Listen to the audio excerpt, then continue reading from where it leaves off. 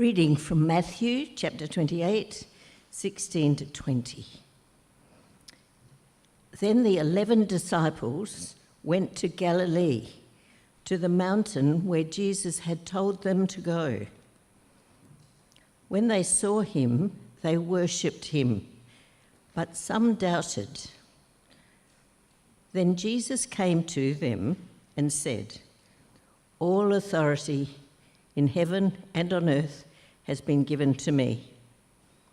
Therefore, go and make disciples of all nations, baptizing them in the name of the Father and of the Son and of the Holy Spirit, and teaching them to obey everything I have commanded you. And surely I am with you always to the very end of the age."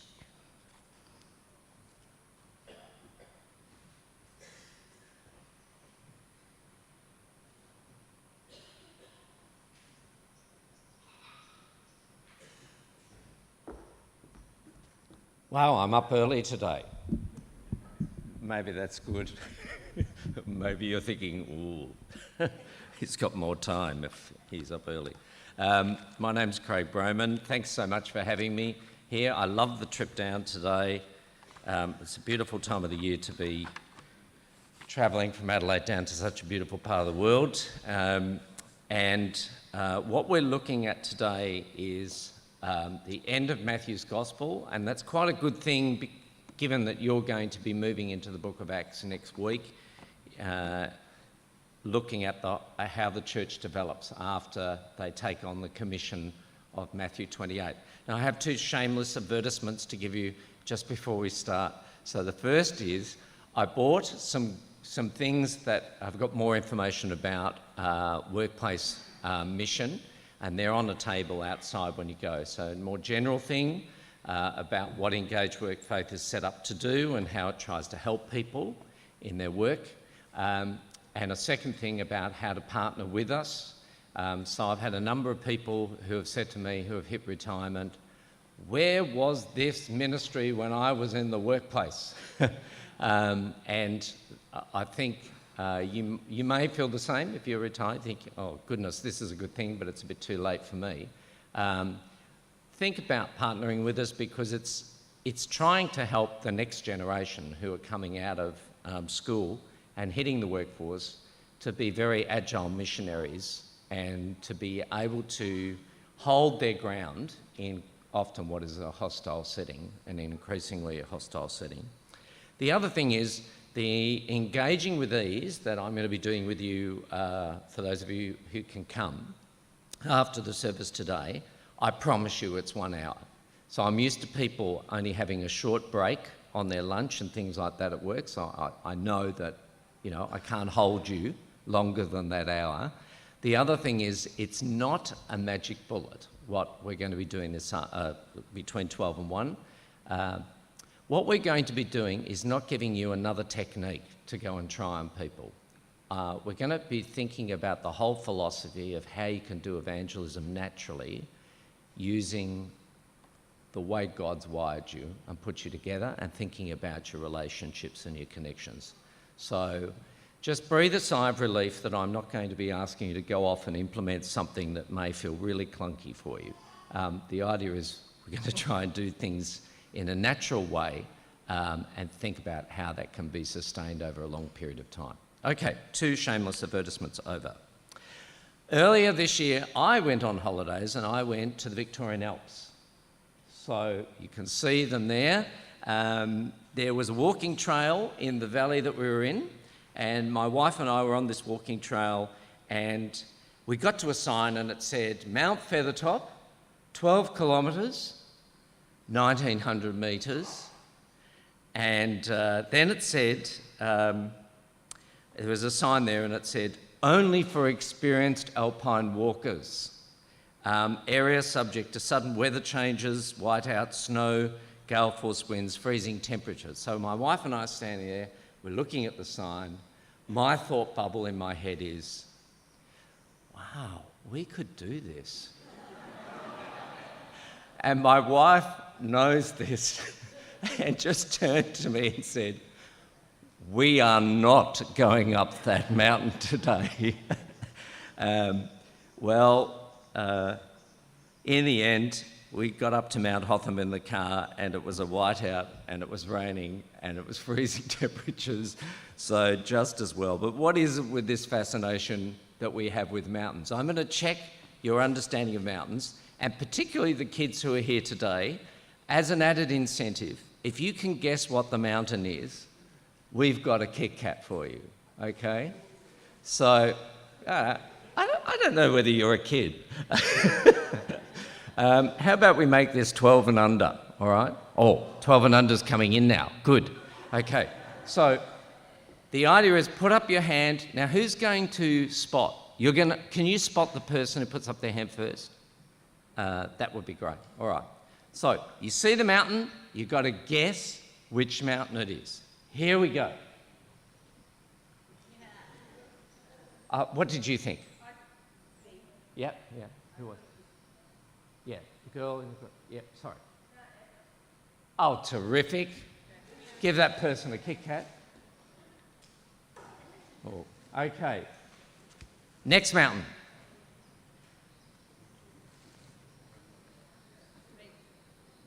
Oh, that's an adult. Oh, okay. No. Do you want to have one more go? Mount? No, it's the Matterhorn, okay, in Switzerland. All right, next. Yeah, that's Mount Fuji. All right, good going there, guys. Maybe the next one. Now, this next one is tricky, so we'll give this to an adult to have a go at. Maybe a kid will know this. It's also in Japan. Off we go. It's not Mount Fuji. Anyone been for a holiday in Japan? Okay, it's called Mount Takao, and it's the most visited mountain in the world, 2.6 million visitors a year. I think because there's a bullet train that goes right behind, near it. Next one.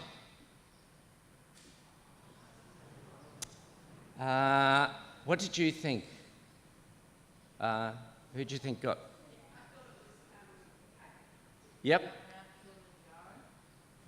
No. Yep.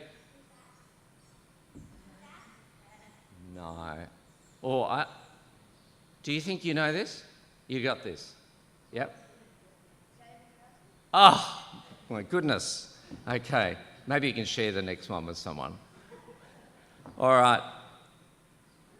For the younger members here, okay, so someone who's under 10, all right? See if we can work out, what's this one?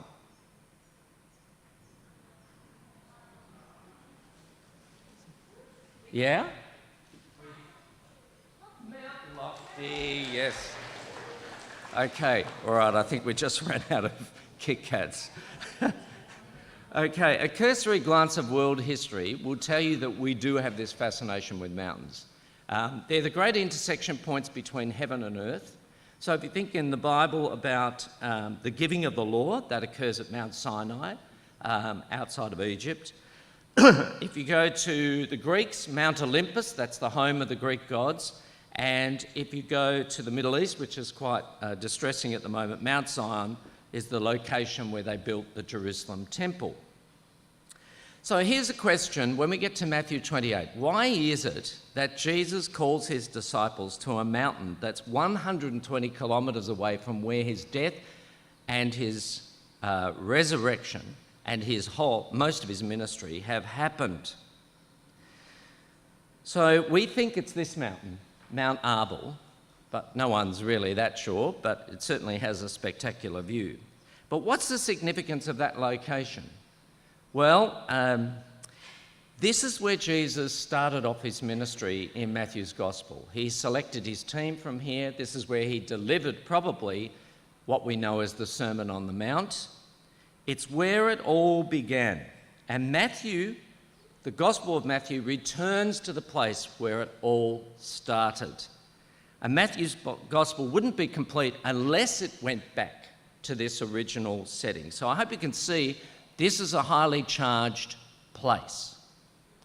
But more than the location, what makes the Great Commission, as we've come to call it, great, I want to outline 4 things that make it great today. And the first is who gives it. The second, who gets it. The third is how we do it. And the fourth is who goes with us. Who gives it, who gets it, how we do it, and who goes with us. So, who gives it? In verse 18, Jesus says, "All authority has been given to me in heaven and on earth." Now, the original sense of these words are, all authority and power has just been given to me now, at this point in time. All through Jesus' life, he displayed his power. If you go to chapter 8 of Matthew's Gospel, he has power over demons. In chapter 9, you go, and he's got power to forgive people's sins. And now that authority unfurls all the way to its natural endpoint, where now he says he has all authority, he's a resurrected Christ standing there, and he has power over death. Death is no longer welded to sin, and the resurrected Christ is not some corpse that's been revived only to do his dying all over again another day. He's not some Bradman-esque sort of first century equivalent whose memory inspires generations to come. He is not even the experience in the disciples' lives of collective power of positive thinking. This is not the end of Matthew's story. It's the end of God's great big plan, patient and enduring project to take finite creatures like you and I and restore us to an eternal and glorious state. So what the disciples are struggling with when they see Jesus on top of this mountain is this: they're seeing a transformed person for the first time in their lives. The resurrected Christ, new, glorified body whose natural powers and processes of decay have been arrested forever. It's absolutely the most unique point in cosmic history that they share at this point. Christ is alive, he's real, he's physical, he's tangible, and now he says, all authority has been given to me. It's not some power that he's ripped off other people. It belongs to him. And in fact, Matthew 28 is like an enthronement ceremony, which we saw with King Charles this year during his ceremony, but probably remember and recollect more Queen Elizabeth at this point. And at that enthronement ceremony, there's a formal declaration and transfer of any power previously held in the hands of others. So this power gets conferred on Jesus now by God, and it's firmly in Jesus' hand. And what makes this commission great is the truckload of authority that's coming behind his words at this particular point in time. All authority has been given to me in heaven and on earth. Nothing falls outside the gamut of this power.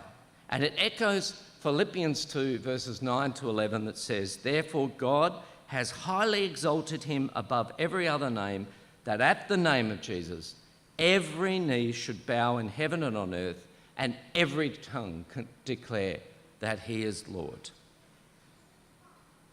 So that's who gives it.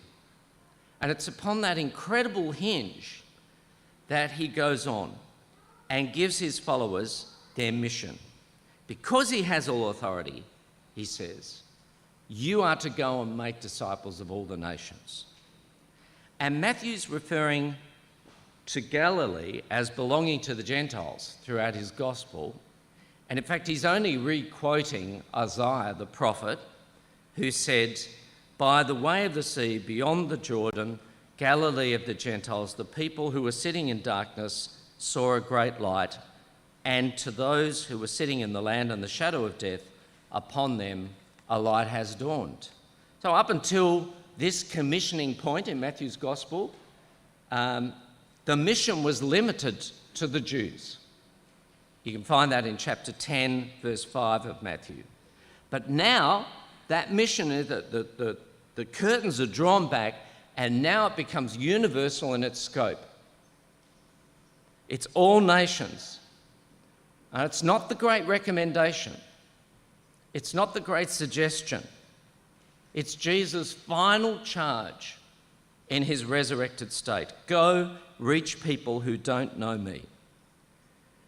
This Great Commission is the response of obedience to people who have encountered a risen Christ. And note the depth of it, not just the scope. I mean, Jesus doesn't say to them, get people across the line and splash a bit of water on them. He says, make disciples of people. Think about how he did that with his own disciples throughout Matthew's Gospel. And he had his work cut out for him, knocking those disciples into shape. A lot of blindness, misunderstanding, failure, pride, sin.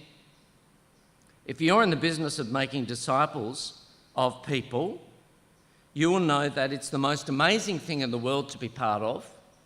It'll set your heart aflutter just seeing what's going on in other people's lives, but it's also the most messy thing you'll ever be part of.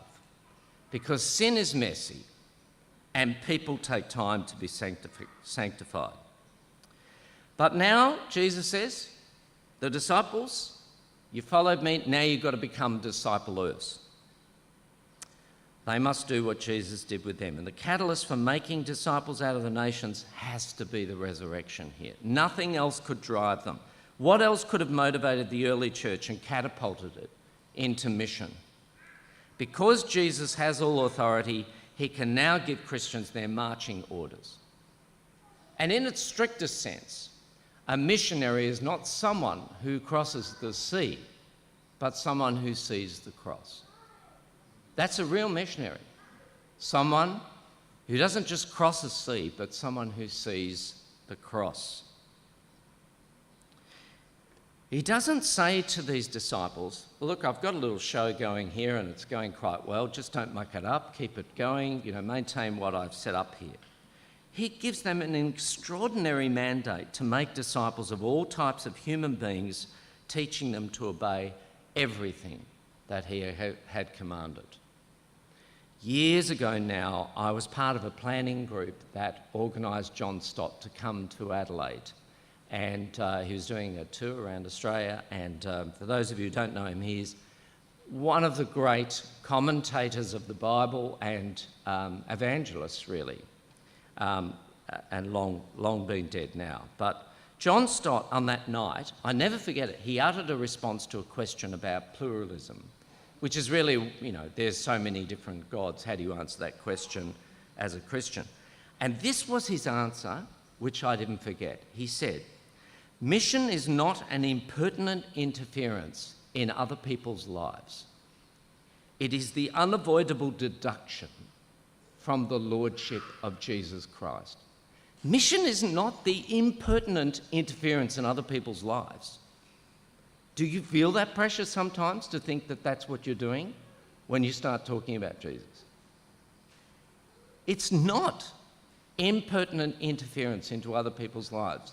It's the logical deduction of realising that he's the Lord because of his resurrected state now. One of the saddest things I observe is the longer that a person is a Christian, the more their circle of people who don't know Jesus shrinks. I have to work really, really hard in my own life as a minister, because my whole world collapses into the congregation I'm looking after. So I've had to work actively against that to know people outside the church. And my wife and I have certainly had that goal with our children as well. And the reason behind that is we don't want our kids to grow up in a monastery. We want them to understand the Great Commission. The Great Commission will call you beyond your comfort zone. It'll take you to people who are not like you. It'll take you out into territory that's not nicely pegged out. The spread of the gospel is actually one of the primary indicators that you've got that Jesus is Lord of your life. And you live under that conviction. So that's who's giving it. The whole world is fair game to receive it. So if that's who gives it and that's who's getting it, how do we actually do it? How do we do it? Do you know, even as God is narrowing down his blessings to one nation, one tribe, one man, Abraham, in Genesis 12, he's still got his eye on the whole of humanity. Listen to this promise or have a look at it. I'll make you into a great nation.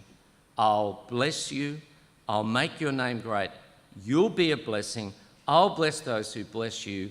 Whoever curses you, I will curse. And all peoples on earth will be blessed through you. The Old Testament shows us how that promise gets unfurled from Genesis 12. The Jews become this sort of attractional and magnetic community that the nations want to come in, they're curious, and they want to find out more about the living God. And that strategy is shown to us if you read the Psalms and also in the prophets. So, for example, Zechariah 8, verse 22, and many peoples and powerful nations will come to Jerusalem to seek the Lord Almighty and to entreat him. So you've got this strategy of set up in Genesis of the nations coming to find out about God from the only people who have it, which is the Jews. Now, Johannes Blau, the secretary of the Netherlands Missionary Council, wrote a game changer of a book in 1974 called The Missionary Nature of the Church. And it will reshape your understanding of mission. And I heard about it 3 or 4 times from different speakers over years before I went out and got the book and had a look at it myself. But he observes that that Old Testament missional model is what he calls the centripetal force. For those of you who are engineers, that's the idea of pulling you towards the centre and compelling the nations to come in and meet God. He says that when you get to Jesus' death and resurrection, this is the huge turning point where largely this force gets reversed and it now becomes centrifugal and it heads off in the other direction. So instead of saying, come to us and find out about God, now largely, not completely, but largely, it's now go out to them and talk to them about God. And you see that in the activity of the early church in the book of Acts, and I'm sure you will over the coming weeks as you look at that book. But I tell you what, if you were a good Jew who turned Christian in the first century and you sat around near the temple and you waited for the nations to come to you, you'd be waiting forever because God's strategy had changed in how he was reaching people. In some ways, I think the present-day church can sometimes reflect an Old Testament approach to mission. You know, the sort of, if you build it, they will come. And look, that is true for some people. I mean, some people God is working away at and his Spirit is moving in them and they find us. But I don't think it's the dominant strategy anymore. God's people must go out into the world. It's a centrifugal force and it's the dominant model in the book of Acts. Yet we find it hard as churches and individuals to live that missional life scattered out in the world. Why? Why is the attractional model easier to lean into? Well, you know, if you bring people here, and excuse me if you're a guest here today because we're talking about how we try and look after you, but if you bring a guest here, this is your turf. You know where to sit. You know what to do in this place. You know when to stand or sit.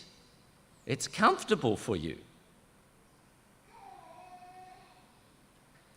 If your guest has a perplexing question about Christianity and you think, oh my goodness, I don't know anything about this, you've got people here. You've got Steve and you've got Duncan when he's not sick. You've got leaders around here and people, experienced Christians that you can, you know, palm them off to talk to about their hard questions. The other thing is, what if you fold out there in the world?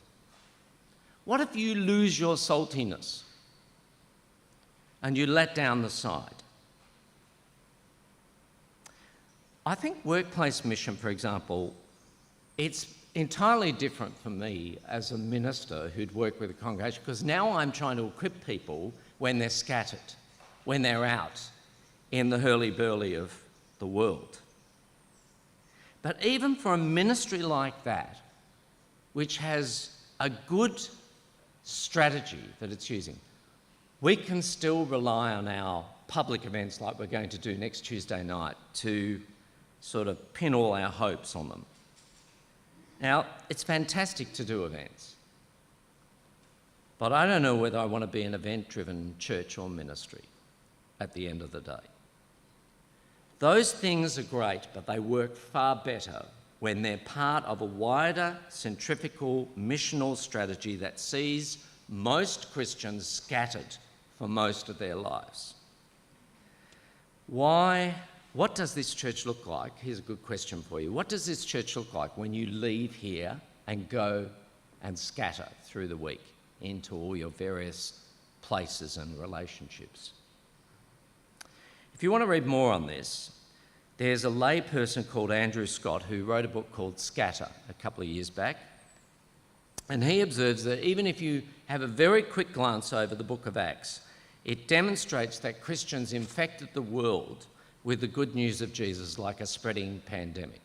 And if you go on and look at church history, for the first 300 years, within 300 years, Christians had turned the Roman Empire upside down. How?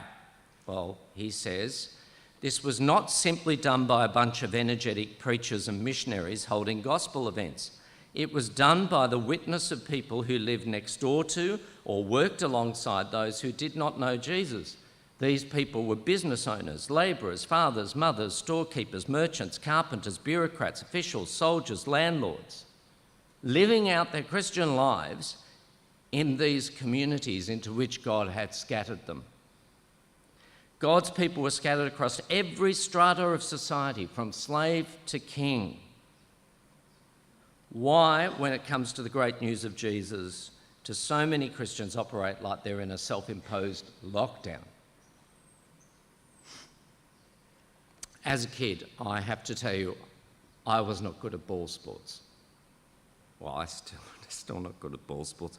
But anyway, I think it's a hand-eye coordination thing. But when I had children and my son went to his first soccer game at 8 years of age, I was determined to be there and to cheer him on. But even for someone like me, I could see that there was a problem with the 8-year-olds on the soccer field. Even for me. There was lots of energy.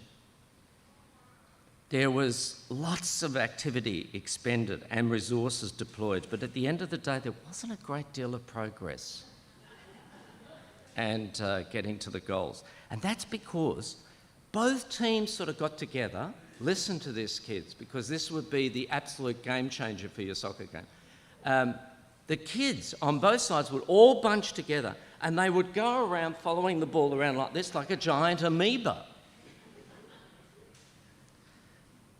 Christians have been told to spread out in Matthew 28.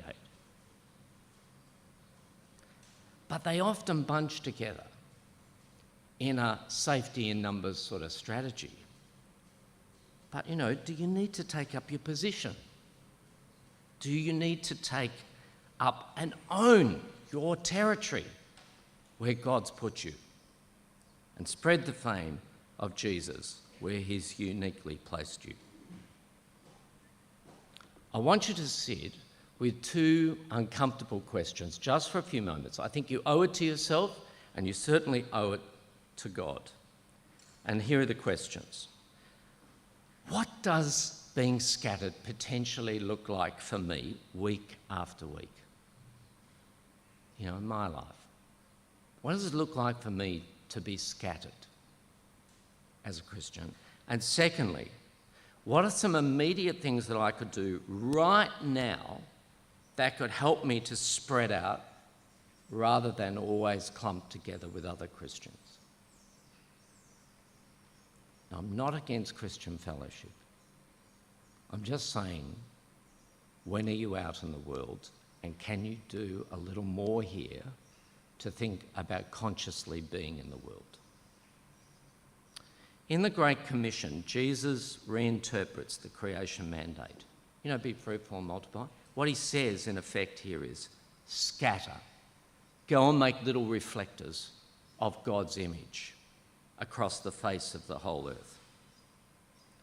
Now, after outlining this overwhelming task to reach the world, Jesus says in verse 20, "Lo, I'm with you always, even to the end of the age." Now, that promise is not just a little warm fuzzy, it's an essential component for a supernatural task. And the book of Acts records the comments of non-believers who watch Christians and are amazed at the confidence of these early disciples, despite them being untrained and despite them being uneducated. Yet what's the thing they notice most? You can find it in Acts chapter 4, verse 13. They say, these people have been with Jesus. That's what they notice. Now, what you need to realise when you're out in the world is people are not looking for you to be Jesus. They just need to see that you've been with him. That you've been with him. And that promise that he'll be with you goes into hostile workplaces, difficult family relationships, neighbourhood tensions, you name it. This Jesus, he's on co-mission with you. He's collaborating. He's not going to leave you like a shag on a rock to work it out on your own. That's enormous relief. He's always with us. Wherever you take the message of the Christian hope, you're promised Jesus' presence in the person of the Holy Spirit there with you. There's not a room, there's not an office, there's not a home, there's not a school, there's not a building that you could walk into where Jesus is not already Lord. The ability to implement this mission hangs on him being alive and present and resurrected. And that promise stretches from the first century to the close of the age. It fills the space between now and when Jesus comes back. It reminds us that this commission has a use-by date. I mean, in heaven, there will be no more apologetic book clubs. There'll be no more training sessions on evangelism. There'll be no more courses, no more beach missions. That time will be over. The Great Commission will close at that point. This is a promise not just to the first disciples, but to all disciples till the end of human history. I am with you. It's not retracted.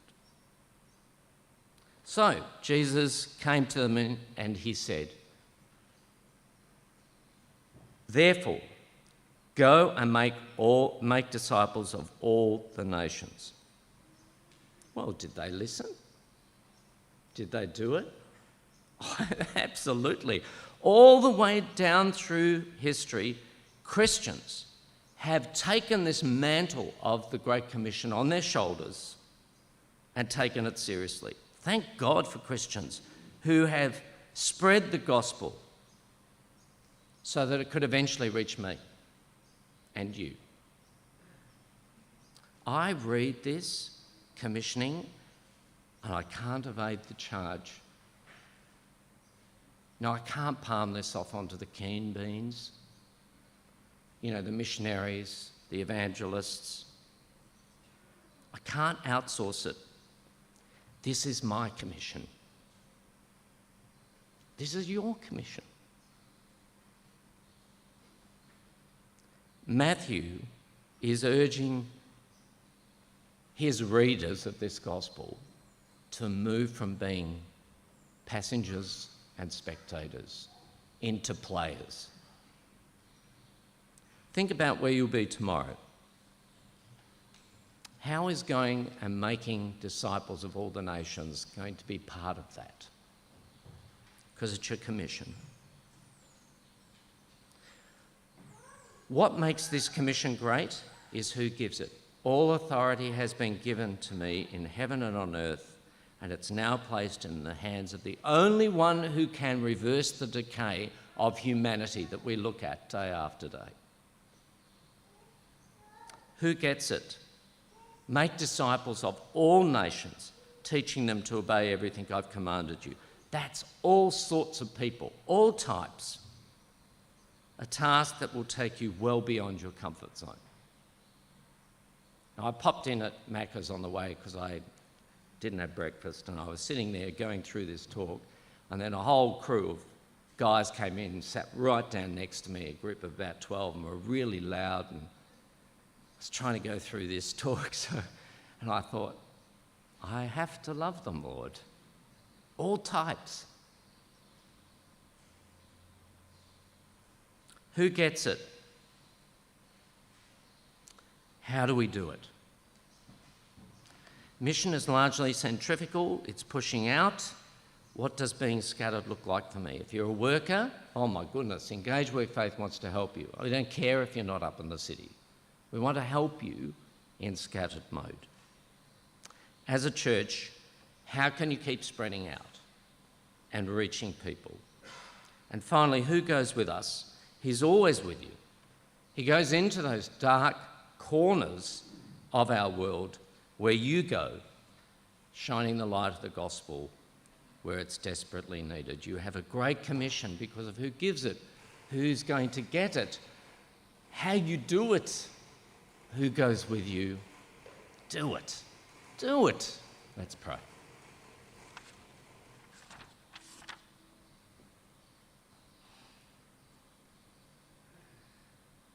Lord, thank you for the gravity and the turning point of the Great Commission in Matthew's Gospel.